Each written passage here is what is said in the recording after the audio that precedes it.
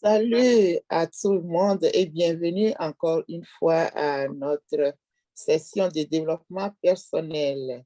Et aujourd'hui, c'est un jour vraiment spécial, c'est la Saint-Valentin. Nous souhaitons de l'amour, beaucoup d'amour à tous les ambassadeurs de la marque Compassive. Et nous avons la continuation de ce que nous avons commencé la dernière fois avec notre professeur Farida. Elle est là, elle est prête.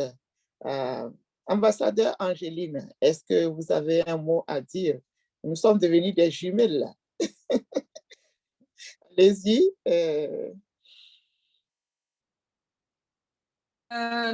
Non, j'ai pas grand-chose à dire. Juste remercier encore le professeur Farida pour sa disponibilité et souhaiter vraiment la bienvenue à tous ceux qui ont pris le temps de venir à la session de ce soir qui sera aussi enrichissante comme les précédentes et souhaiter un joyeux Saint-Valentin à tout le monde. L'amour, c'est pour tout le monde, en commençant par soi-même. Donc, même si on n'a pas on a toujours quelqu'un à qui donner l'amour. Donc, voilà, très bonne soirée à tout le monde et merci encore au professeur Farida. Merci, merci. À vous, professeur Farida Benhabib. Merci beaucoup de cet accueil. C'est un vrai plaisir de participer à toutes les activités que vous faites. C'est quelque chose de vraiment, quelque chose qui me grandit. J'aime bien le partage, j'aime bien mettre la main à la pâte, même si parfois c'est un peu compliqué pour les uns et pour les autres et pour moi aussi.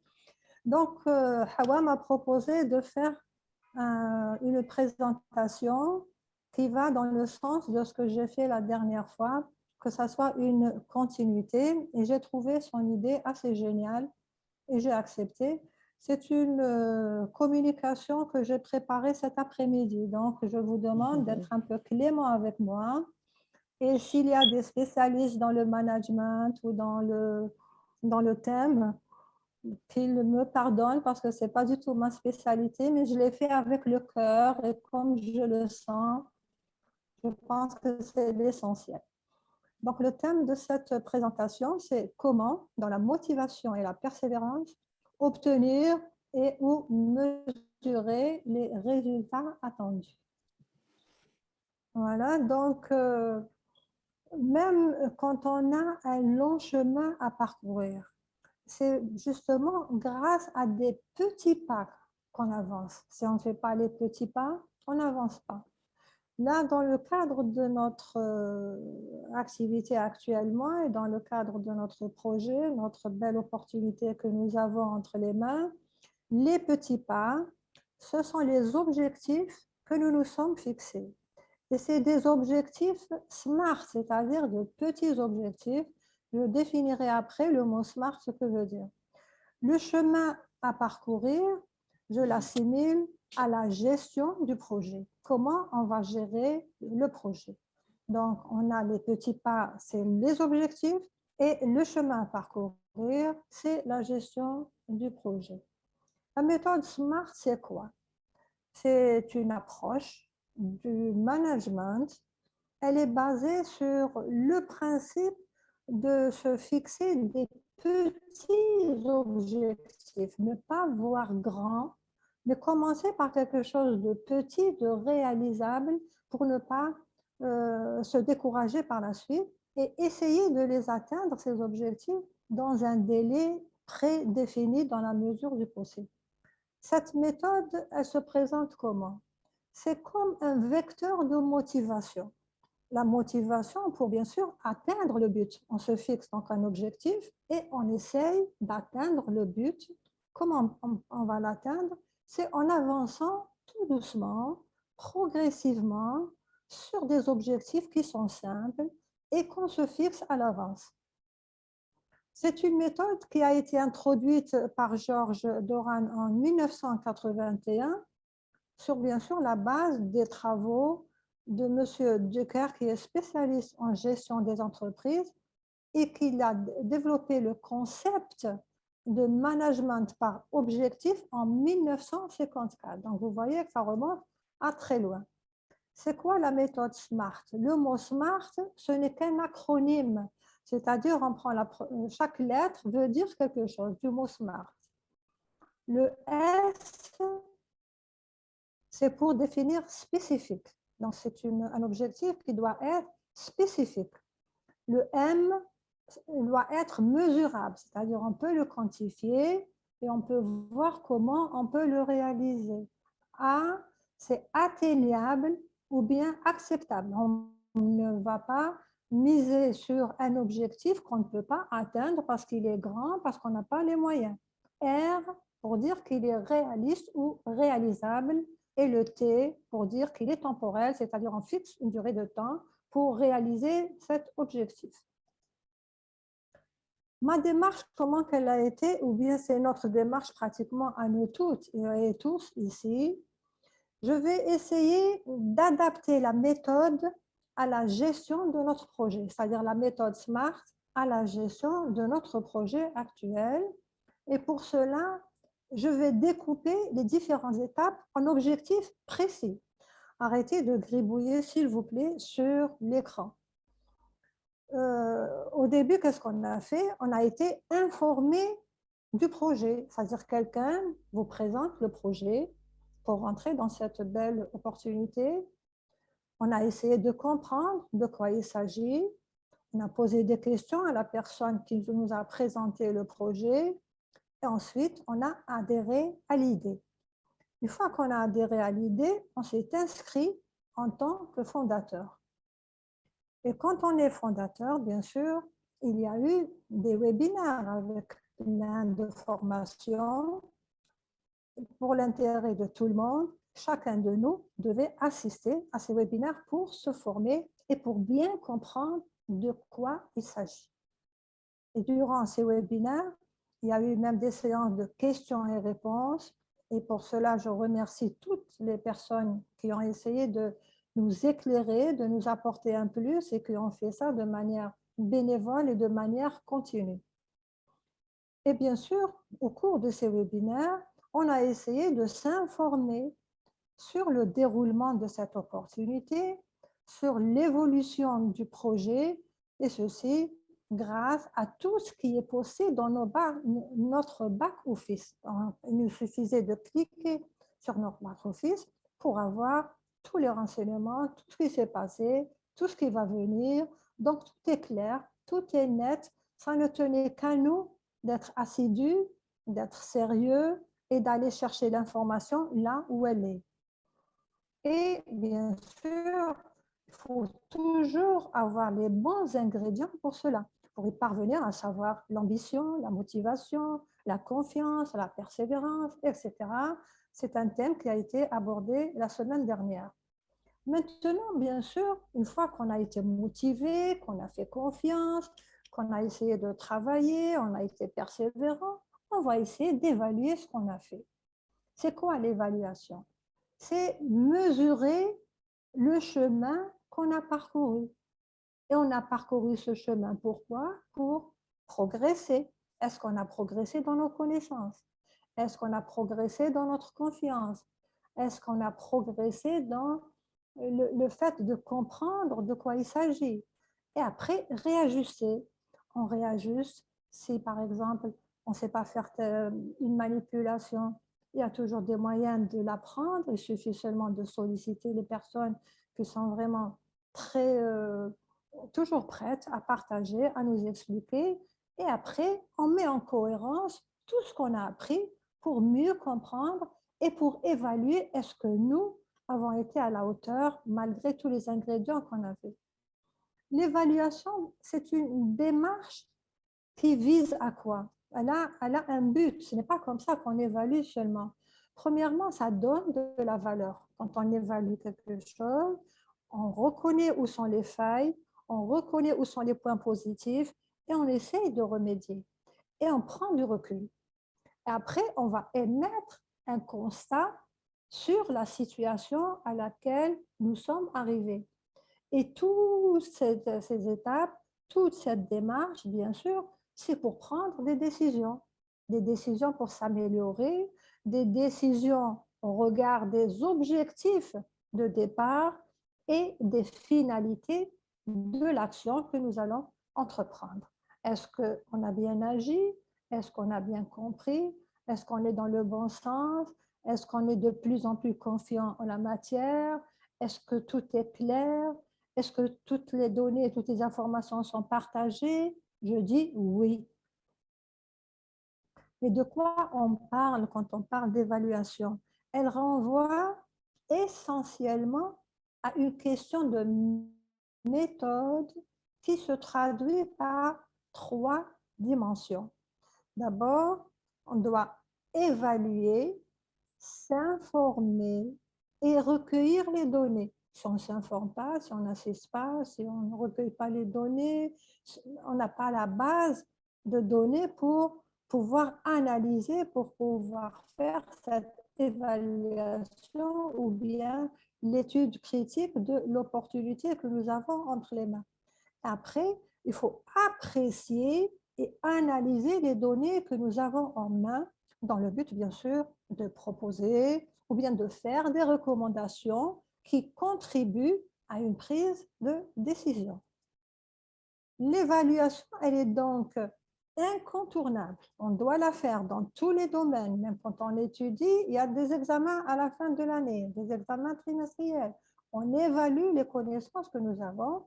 Et là, comment on va évaluer notre opportunité ou bien notre démarche plutôt? Comment on va l'évaluer? Donc, je vous ai dit que c'est une évaluation qui est premièrement incontournable, il faut la faire. C'est une opportunité pour nous poser des questions qui nous concernent en tant qu'acteurs dans ce projet. On se pose des questions. Est-ce que je suis dans le bon endroit? Est-ce que j'ai compris? Est-ce que c'est la bonne méthode que je suis en train d'adapter et d'adopter pour réussir, pour mieux comprendre et pour avoir tous les outils en main pour réussir ce projet? Comment on évalue les opportunités que représente ce projet? D'abord, c'est un projet, on a examiné sa pertinence. Est-ce un projet qui est pertinent? Je pense que la réponse est oui pour nous tous, sinon on ne serait pas encore là. Est-ce que si les besoins à satisfaire comportent un intérêt stratégique? Je dis oui, vu la diversité des produits que nous proposons, vu l'impact de ces produits sur l'avenir de plein de gens, si le besoin à satisfaire comporte un intérêt stratégique, donc je dirais oui. Les contraintes qui pèsent sur sa réalisation. On étudie les contraintes qui pèsent sur la réalisation. Est-ce que ce sont des contraintes surmontables ou bien c'est des contraintes qui ne sont pas surmontables? C'est des contraintes qui sont surmontables parce qu'il faut juste des petites retouches vu la grandeur de ces projets, vu la grandeur de ces produits. C'est toute une équipe qui est derrière, qui est en train de travailler pour mettre à point de manière excellente et sans aucune embûche, sans aucune faille, tous les produits que nous devons présenter aux gens. Les opportunités et les risques qu'il contient. Moi, je dirais qu'il y a plus d'opportunités et pas de risques du tout. Les possibilités de financement. Est-ce que c'est un projet qu'on peut financer? Est-ce que c'est un projet qui nous permet d'être confiants sur ce point de vue? Les bénéfices attendus, ils sont très nombreux. J'ajouterais même, est-ce que le projet, il est légal? Je dirais même oui, là j'ai oublié ce point. C'est un projet qui est légal et qui vraiment il est cerné par des textes de loi et nous avons d'abord signé un contrat que nous avons lu et que nous avons approuvé. Nous avons des produits innovants dans cette très très belle opportunité. Et un produit réussi, c'est quoi? C'est un produit qui correspond le mieux aux besoins des utilisateurs auxquels nous allons présenter ces produits. Les besoins sont initialement reconnus toute la société, les scientifiques, les universités, les grandes firmes, tout le monde a besoin de nos produits. Mais également les changements, parce que la société, elle est en train de muter, les progrès de la science sont en train d'avancer, donc on a de nouveaux besoins vu le développement de la société, et nos projets, justement, nos produits sont là pour répondre aux besoins de la société vu cette grande évolution et ce grand progrès de la science et les besoins donc qui vont en grandissant avec l'évolution des choses. C'est des produits innovants, donc la satisfaction du client, elle doit être la grande priorité dans chaque produit. Et c'est pour ça qu'il y a par moment un petit retard et ça désespère quelques-uns. Il y en a plein qui comprennent pourquoi ça prend tout ce temps. Quand on fait quelque chose, on n'est pas en train de préparer des crêpes. C'est un gâteau qui se fait en 5 minutes, on le sert, on le mange et chacun l'étale avec ce qu'il veut, la confiture, le miel et tout le reste. C'est des produits qui ont nécessité de grands travaux scientifiques, qui ont nécessité l'adhésion et les gens qui veillent sur ces projets H24, c'est des gens qui travaillent nuit et jour, c'est des gens qui sont de véritables experts pour aboutir. Donc, il faut être patient et il faut se dire que pour satisfaire le client, on ne va pas leur présenter, par exemple, au Connect avec certaines défaillances qui peuvent, par exemple, s'arrêter d'un moment à un autre. Il faut être sûr qu'il fonctionne à 100% sans aucune faille, rien à redire pour le présenter sur la place publique. Il faut qu'il y ait aussi une visibilité en temps réel de l'avancement du projet. Est-ce qu'on a ça? Oui, nous l'avons. La preuve, on fait des tests sur Oconnect. Des fois, ça marche, des fois, ça ne marche pas du tout, des fois, ça marche un peu. Et on est en train d'avancer. Et nous tous, les fondateurs, nous sommes tous là, nous sommes en train de suivre l'évolution des choses, sauf si la personne n'assiste pas, si la personne ne va pas dans son back-office pour voir comment ça évolue. Donc, c'est une visibilité et une transparence en temps réel de l'avancement de notre projet. Il faut apprendre à être aussi patient et tolérant avec le créateur de cette belle opportunité, M. H. Moufaré, et avec toute la grande équipe qui est en train d'épauler et de prendre en charge ce gigantesque projet.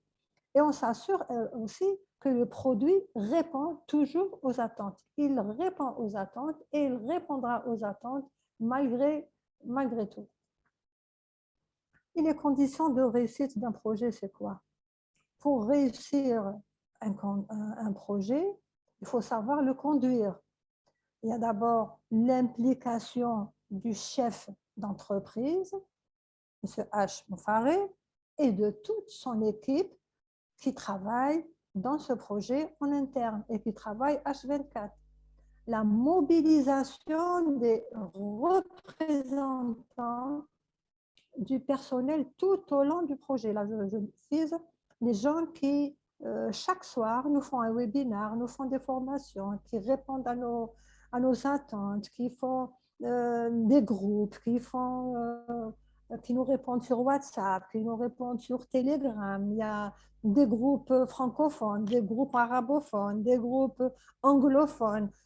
C'est à la personne qui est intéressée réellement par ce projet et qui le prend au sérieux de mouiller sa chemise et se jeter à l'eau et de profiter de tout ce qui nous est présenté pour comprendre de quoi il s'agit et ce que nous avons. La mise en place une véritable démarche de conduite de projet, c'est étape par étape. On ne peut pas brûler les étapes. Il y a la création, il y a l'étude, il y a l'analyse, il y a les tests, il y a les essais, il y a des réunions, il y a tout le reste.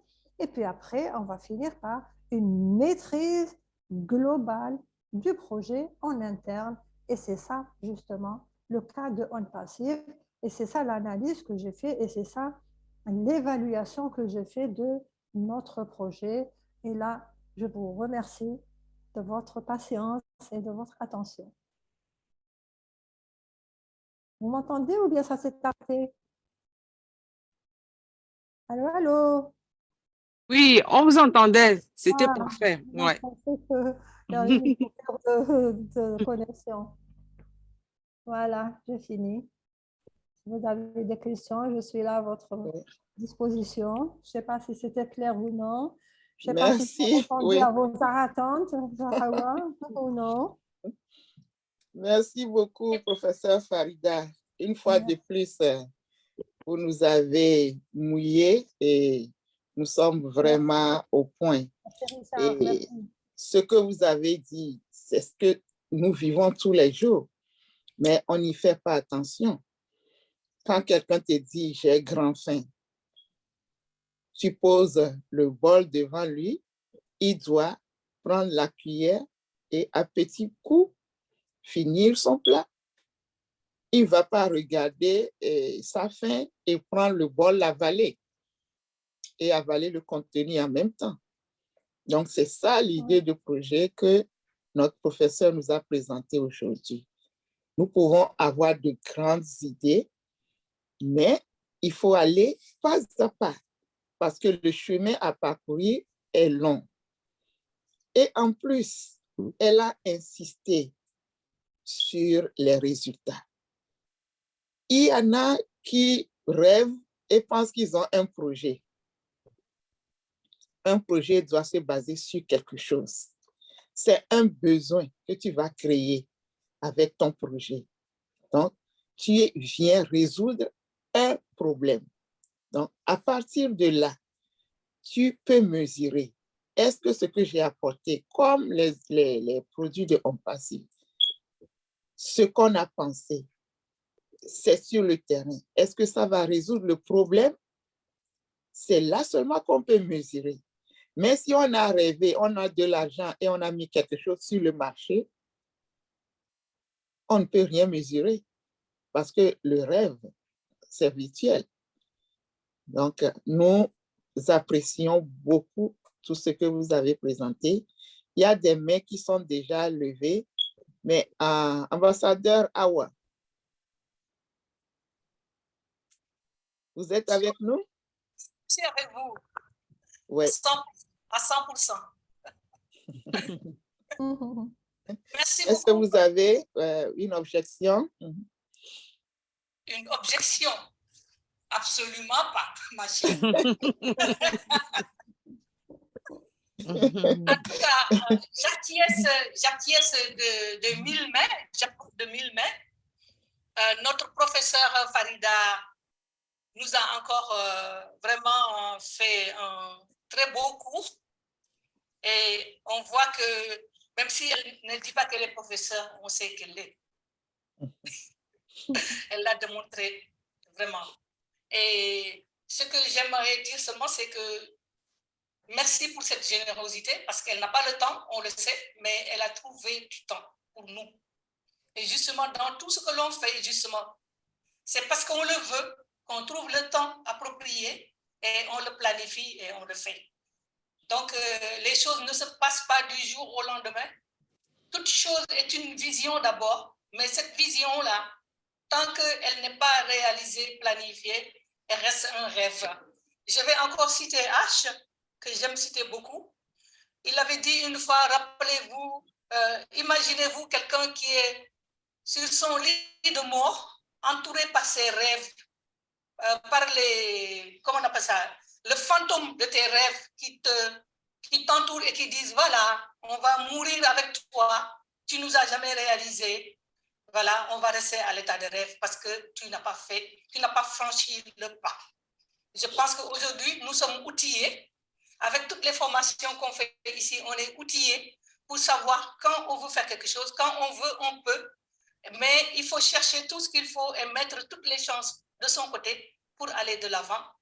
Tant qu'on a cet état d'esprit positif, la pensée positive, comme le dirait notre cher docteur Nadou, elle n'aime pas que je le dise, mais on sait, elle n'a pas besoin de jurer pour qu'on le sache. Donc, si on continue dans cette pensée positive et qu'on a la soif d'apprendre, on a l'attitude d'un apprenant. Rien n'est impossible. Je vais en rester là. Je remercie encore notre sœur, l'ambassadeur de Marc Farida Benabit, et je vais laisser la parole aux autres. Je vois que, si tu permets, Maman Nadou, je crois qu'il y a Richard Kali Kondo qui a levé la main, à moins qu'il y ait une autre personne que je n'ai pas vue. Merci. Oui.